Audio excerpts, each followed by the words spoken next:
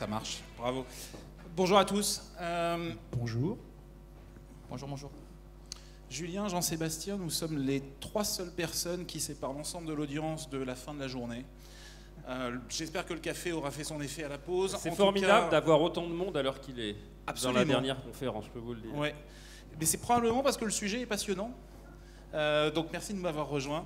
Le sujet, effectivement, comment proposer une expérience de marque cohérente et homogène sur l'ensemble des canaux avec une dimension internationale, voire même globale. Et quand on parle de l'ensemble des canaux, on va bien parler d'abord de la stratégie de marque, de l'identité de marque. On va parler également de la façon dont les contenus sont créés, gérés, la différence qui peut exister entre le central et le local. Quand on parle de multicanal ou d'omnicanalité, on parle évidemment de tout ce qui est digital, mais on parle également du point de vente en ce qui vous concerne, côté Club Méditerranée. Et puis on regardera un petit peu la partie outillage. Mais voilà, on a la chance d'avoir ces 2 témoins avec nous aujourd'hui. Julien Le Breton, vous êtes au Club Méditerranée et vous occupez la fonction de Head of Brand Communication et Content, c'est bien ça? C'est ça. Et Jean-Sébastien Clément, Head of Digital Communication pour Air Liquide depuis à peu près 1 an. Je confirme. Parfait, j'ai donc les bonnes personnes avec moi. C'est mieux. En préparant un peu cette table ronde, on s'est aperçu ensemble que vous aviez finalement parcouru un petit peu les mêmes étapes dans ces derniers mois de refonte de cette identité de marque, de cette déclinaison dans le digital et dans les points de vente, en tout cas pour l'un d'entre vous. Et effectivement, pour autant, vous avez une vision très complémentaire l'un et l'autre. Club Méditerranée, on ne vous présente plus, foncièrement orienté B2C, avec la nécessité de pouvoir générer du lead, activer et transformer également sur le point de vente. Côté Air Liquide, grand acteur industriel, 114, 115 ans d'existence maintenant. Absolument 115 ans depuis cette année. 115 ans depuis cette année, et pour autant une image de plus en plus moderne. Donc c'est ce qu'on va regarder un petit peu aujourd'hui, ensemble, si vous en êtes d'accord, et on va rentrer dans le vif du sujet. Avec vous, Julien, vous êtes présent dans 26 pays, 68 villages. Finalement, comment faites-vous pour conserver cette cohérence, cette expérience de marque unique et homogène partout dans le monde? Alors tout d'abord, cet enjeu de créer une marque forte, cohérente et homogène, c'est un sujet qui est particulièrement d'actualité pour le Club Med et particulièrement complexe à gérer pour 2 aspects. La première, c'est qu'on a des vraies disparités de marché entre un pays comme la France, où il y a une grosse notoriété de la marque Club Med et un leadership important au niveau du tourisme, et des marchés asiatiques où non seulement la marque Club Med est peu connue, mais en plus le principe des vacances all-inclusive nécessite de la pédagogie. Donc ça, c'est le premier point. Et le deuxième, c'est qu'on a une logique et une culture de décentralisation opérationnelle qui est très bien pour certains aspects, mais pour en tout cas ce qui me concerne et ce qui nous concerne en termes de communication, nous facilite pas forcément toujours la vie. Partant de là, il est important pour nous, dans cette logique de parcours client unifié, de créer une marque forte, cohérente et homogène. Par où on commence et comment on le fait? En partant du client, tout d'abord. On pense tous, et certains marketeurs dans cette salle ont en tête Simon Sinek et le fameux Start with Why. Et c'est vraiment la démarche qu'on a cherché à adopter, donner du sens à ce qu'on fait pour parler vrai et pour parler vraiment aux clients et à leurs recherches et à leurs attentes du moment. Pour cela, on est resté fidèle à l'ADN du Club Med et à la promesse du bonheur, mais en voulant vraiment la remettre dans le quotidien et dans la vraie vie des gens. De tout ça est ressorti un territoire de marque autour de l'émerveillement et de l'étonnement, à savoir vraiment transformer des gens au cours de leur séjour, les inviter à déconnecter pour reconnecter. Vous avez vu quelques illustrations sous vos yeux il y a quelques secondes. Redécouvrir les plaisirs simples de la vie, partager des moments uniques avec ses proches qui deviennent des souvenirs impérissables, se découvrir des talents, se retrouver en 2 minutes sur un trapèze volant et faire du cirque avec l'aide de nos géos professionnels. Voilà, c'est toute cette somme de bénéfices clients qui constitue le territoire de départ du Club Med, qui est l'émerveillement. Donc en anglais, Club Med Amazing You. qui redéfinit de manière moderne le All Inclusive by Club Med et qui en même temps, dans la lecture de Amazing You, dit à notre client, vous êtes au Club Med le meilleur de vous-même, vous vous redécouvrez, vous vous étonnez. Et c'est cet alignement qu'on a réussi à faire en interne sur cette redéfinition moderne de notre territoire de marque qui est le socle de tout ce qu'on a pu faire, de tout ce qu'on est en train de développer aujourd'hui. Et après, dans le principe qu'on cherche à établir au Club Med dans cette communication, nous on parle de brand playground et non de brand de campaign ou autre, pour dire qu'il y a des règles du jeu, il y a un cadre, mais il y a une forme de liberté et d'adaptabilité pour vraiment pouvoir être souple sur les besoins locaux de nos marchés et s'adapter à la culture et aux enjeux business. On va revenir sur cette adaptabilité justement globale locale. Juste un mot, Jean-Sébastien, il y a quelques semaines à peine, vous avez changé d'identité de marque. C'est quasiment un événement tectonique dans la galaxie Air Liquide. Alors absolument, comme on le disait tout à l'heure, Air Liquide c'est une société qui a 115 ans. Et donc c'est le 5e logo et la 5e identité de marque qui était lancée donc, depuis 115 ans. Alors c'est pas complètement un hasard. Moi je suis arrivé dans le groupe Air Liquide il y a un peu moins d'un an et ma chef avait dit on a un vrai enjeu en termes de marque. On veut passer de l'image qu'on peut avoir auprès notamment de nos petits actionnaires de la vieille dame du Quai d'Orsay, puisque le siège d'Air Liquide est situé sur le Quai d'Orsay, dans le quartier chic de Paris. On passait de ce statut de la vieille dame donc, du Quai d'Orsay à une start-up, mais une start-up qui aurait 115 ans. Il y a un peu cette volonté de reconstruire l'identité d'Air Liquide, mais tout en gardant de la stabilité. Et je pense que c'est ça le cœur un peu du problème pour une grosse boîte B2B très industrielle comme Air Liquide.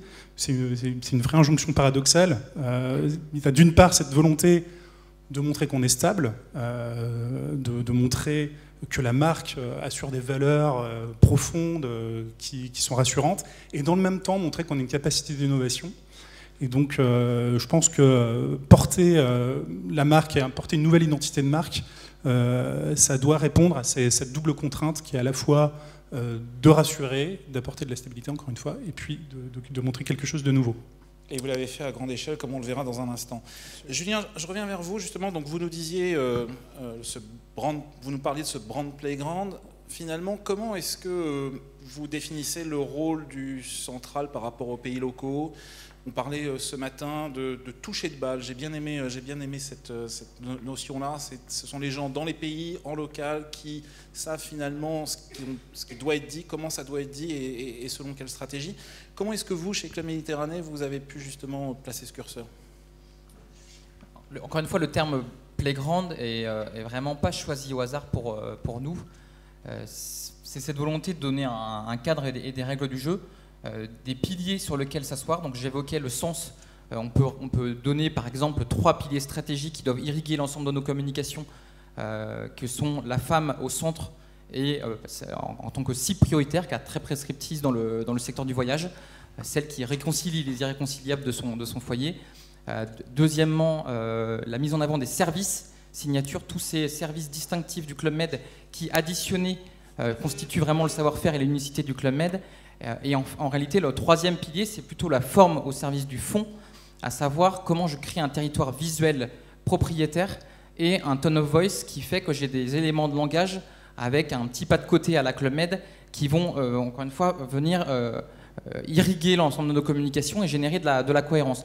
Et quand on fixe ces principes de base et qui sont compris et qui bénéficient de l'alignement de nos marchés en interne, derrière, c'est beaucoup plus simple pour à la fois les faire exploiter l'ensemble du contenu qu'on met à leur disposition pour leur campagne de communication majeure, tout en leur disant qu'ils ont la souplesse de créer des expériences et de faire vivre de raconter des histoires et faire vivre des expériences à leurs clients en adaptation à leurs problématiques locales. Donc c'est cette capacité à se dire qu'il y a des temps forts sur lesquels on a intérêt à impulser très fortement la marque, et avec notamment, on verra dans quelques secondes, des contenus vidéo mis à disposition qui créent de l'impact et qui disent vraiment qui on est et qui créent de la cohérence.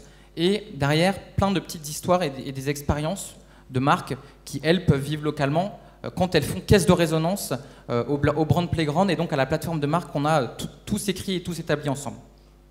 Et c'est à ce titre-là que vous avez donc créé cette vidéo manifeste c'est ça? Exactement, qui est le film de lancement de cette nouvelle plateforme de marque qui a été effectivement diffusée au niveau monde, vraiment voilà, partout dans le monde, France et Canada, États-Unis, Asie. Et c'est vraiment la vidéo de lancement qui installe ce nouveau territoire de marque. Et si je me recouchais? Et si je prenais des cours de tennis, non, de wakeboard, de yoga, oh non, des cours de rien? Et si j'étais égoïste, mais qu'on était ensemble? Et si j'apprenais à voler, à planer? Et si on passait nos journées dedans, nos nuits dehors? Et si on devenait artiste, explorateur, cinéaste? Et si on s'habillait juste pour aller se baigner?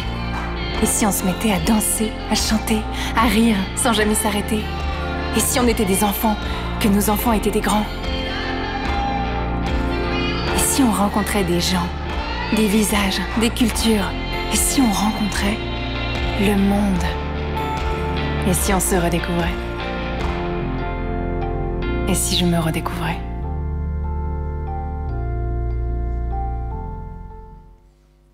Donc voilà pour la version française. Donc c'est le film de Manifest effectivement qui a lancé notre plateforme de marque, et ce qu'on a développé également, c'est toute une série d'autres contenus vidéo faciles à adapter par nos pays au service de leur achat média programmatique, et pour vraiment aller s'adapter également au parcours client, aux différentes cibles.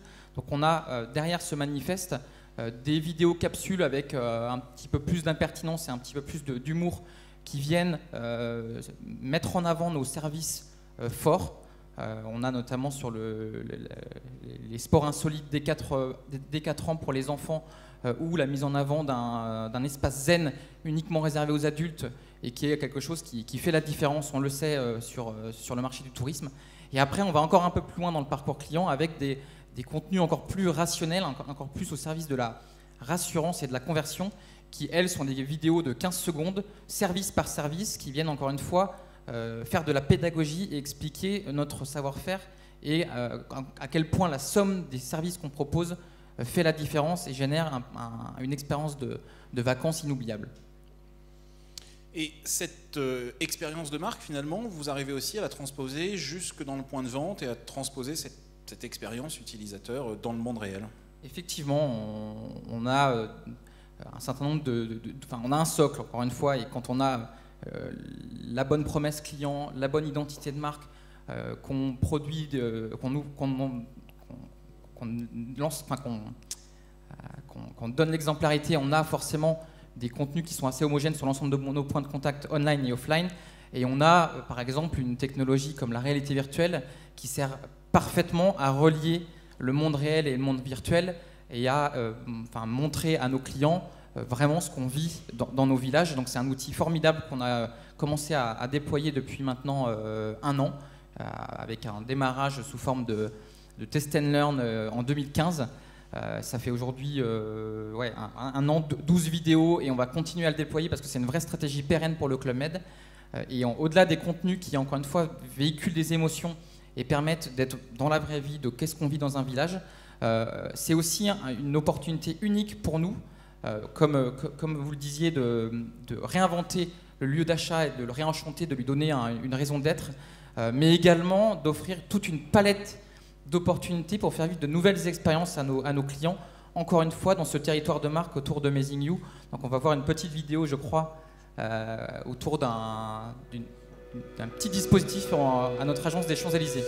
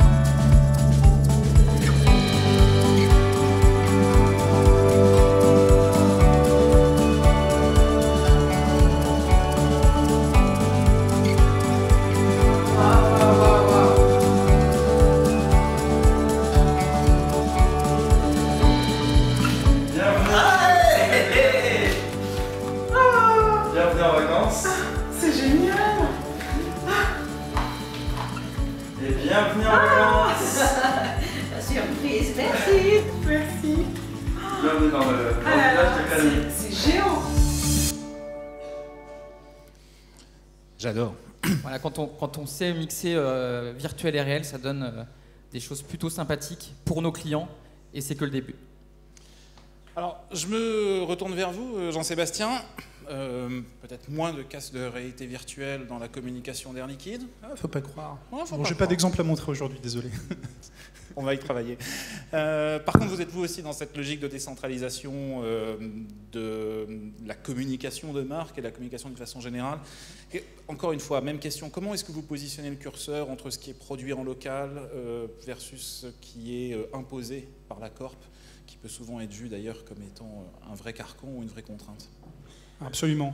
Alors nous, on a une particularité qu'on retrouve dans beaucoup, encore une fois, de grosses entreprises du B2B, c'est qu'on a plein de métiers très différents.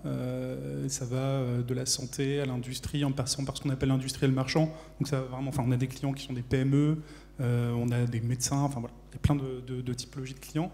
Et donc autant de dispositifs digitaux à mettre en place. Donc on a une galaxie qui inclut environ 140-150 sites. Voilà. Donc on ne peut pas se permettre d'être trop contraignant, et puis de toute façon ce serait contre-productif. L'idée c'est que les experts, que les gens du métier parlent directement à nos clients. Donc ce qu'on a mis en place avant tout, c'est une méthodologie qui ne peut fonctionner qu'avec un travail conjoint de la communication, de l'IT et puis du business des métiers. Voilà. Et donc très concrètement, de manière très pratique et technique, ce qui a été mis en place, c'est une usine à sites. Donc avec l'aide d'Ekuya d'ailleurs, que je salue au passage. Voilà, donc très concrètement, ce qui s'est mis en place, c'est deux master sites, donc des sites, un master dédié vraiment à l'industrie, à nos clients industriels, voilà, qui peut être décliné par pays, par typologie de business. Un master vraiment dédié aux marques, puisqu'on a des sous-marques, notamment dans le secteur de la santé. Voilà, donc concrètement, ça te fait 2 master sites, plus un spécifique vraiment dédié à la com institutionnelle et à notre .com, qui est vraiment le cœur du réacteur, hein, vraiment l'air liquide, pardon, c'est vraiment quelque chose de fort, d'important, qui matérialise un peu la valeur après derrière de tout le business, donc qui est au cœur de l'expérience de marque, et notamment avec des cibles qui sont un peu spécifiques pour nous, qui sont les actionnaires individuels. On les choisit tout particulièrement sur notre site institutionnel. Oui, je crois que vous avez une relation très particulière avec cette communauté des investisseurs. Vous êtes une des rares entreprises encore du CAC 40 à maintenir, par exemple, c'est une garantie d'indépendance, c'est très important pour le groupe. Et donc, tout notre dispositif de com institutionnel sur le .com est vraiment porteur d'une marque dédiée à cette cible particulière. Je vous vois arriver, il nous reste quelques minutes quand même. Il nous reste quelques minutes, mais c'est pour vous aider à être synthétique et à être dynamique pour intéresser tout le monde. Je suis juste là en observateur. Génial.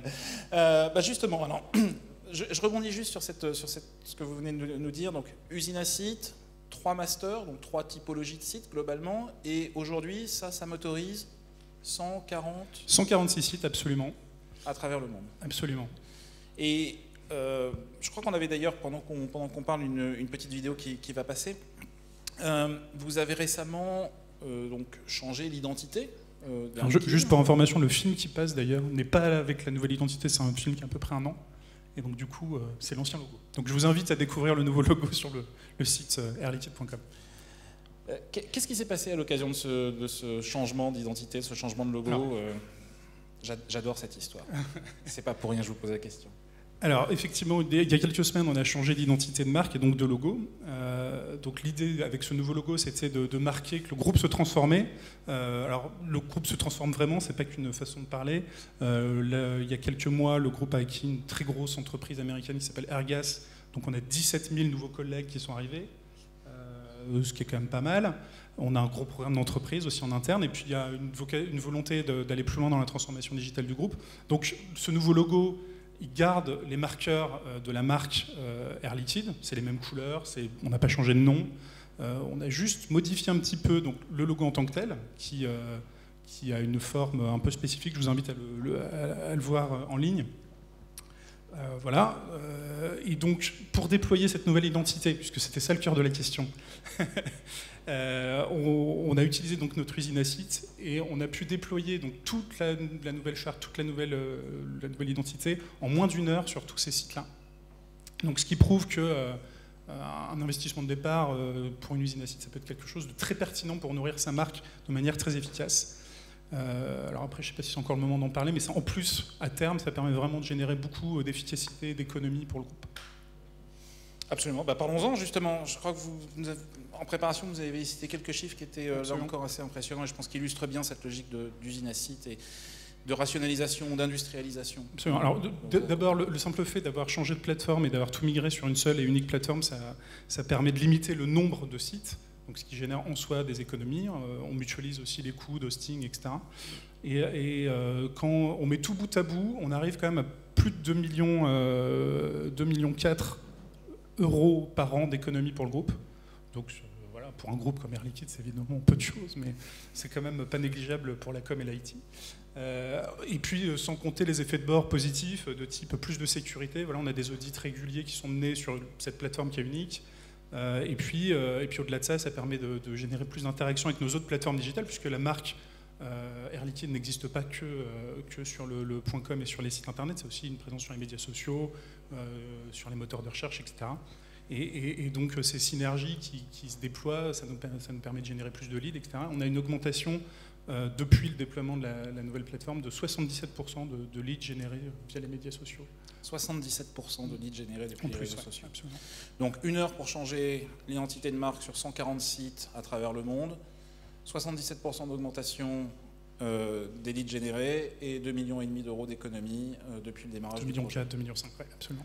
Parfait. Bah, écoutez, merci. Peut-être est-ce le moment de faire un petit challenge. Allez. De petits challenges. Alors j'ai noté quelques petites questions par exemple. D'ailleurs, à vous trois, l'expert et les témoins, quelle est votre réflexion sur Apple qui récemment a montré une stratégie qui est un peu l'inverse de celle de Club Med, c'est-à-dire qu'au lieu d'avoir des campagnes globales, mondiales, uniques pour tout le monde, et ben maintenant ils reviennent à quelque chose de beaucoup plus local. Question pour moi ? Pour vous tous, hein, juste une réflexion. Tout le monde peut avoir sa réflexion. Ce qu'on fait nous, c'est pas une campagne globale. Elle a une impulsion globale. Après, elle a une vie locale. Et quand on met en avant, comme je viens de le faire, un petit dispositif franco-français à base de réalité virtuelle et qui est en une expression du brand playground Club Med Amazing You, l'idée c'est justement de dire qu'il y a dans ce territoire de marque suffisamment de souplesse pour, encore une fois, raconter des histoires adaptables au marché local et adaptables aux enjeux business. Donc on est plutôt dans un savant dosage de global pour avoir une expression de marque unifiée et forte et de petites histoires et d'expériences pour faire un anglicisme in real life ou via les réseaux sociaux qui, elles, peuvent vraiment faire caisse de résonance à cette plateforme globale. Donc on n'est pas non plus à la Coca-Cola ou à la Apple d'antan, vraiment marque mondiale, centralisée, c'est vraiment pas ça la stratégie qu'on adopte. Donc on n'est ni ultra local, on essaie d'être dans l'équilibre entre les deux et de prendre le meilleur. Pour moi, c'est tout simplement le choix de l'intelligence. Enfin, il y a un moment donné où la marque doit apporter un cadre responsabilisant pour les entités locales. À un moment donné, le business il se fait en local, les savoir-faire, le business se fait en local. Donc je pense que c'est une stratégie qui est pertinente aujourd'hui. D'accord, toujours. Alors ça c'est pour Club Med. C'était un commentaire qui dit donc ils sont un peu blancs quand même les gens sur votre publicité. Comment vous vendez la même publicité, enfin, le même message en Chine avec la femme frisée, etc. Bonne question. Les autres contenus vidéo expriment plus de multiculturalité et c'est un élément qu'on va renforcer dans nos prochaines communications. C'est vrai que là on est un petit peu occidental, ça amène à des adaptations locales pour parler davantage à nos cibles asiatiques. Et effectivement cet enjeu de casting qui est un enjeu opérationnel quand on développe des contenus vidéo au Club Med nous impose d'avoir ce métissage pour parler à nos cibles. C'est un bon point, ce n'est pas suffisamment présent dans ce film-là, mais croyez-moi, dans toute la collection de films, ça l'est vraiment, et dans tout ce qu'on développe, ça l'est vraiment. Très bien.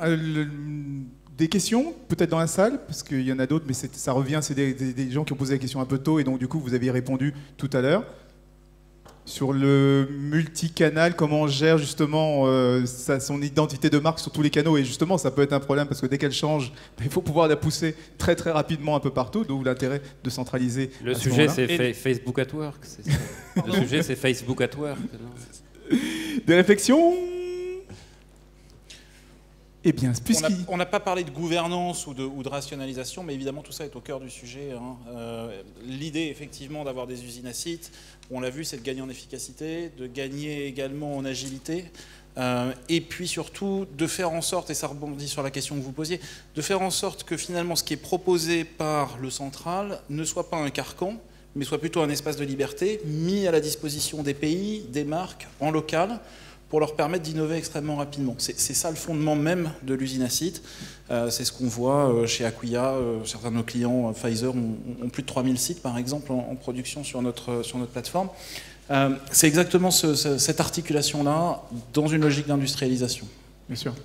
Et d'où prendre en compte la culture locale, parce que souvent, il y a l'image de marque, mais il y a aussi la culture locale qu'il faut évidemment prendre en compte. On vous remercie énormément sur ces exemples. Merci à vous. Merci, on se voit demain à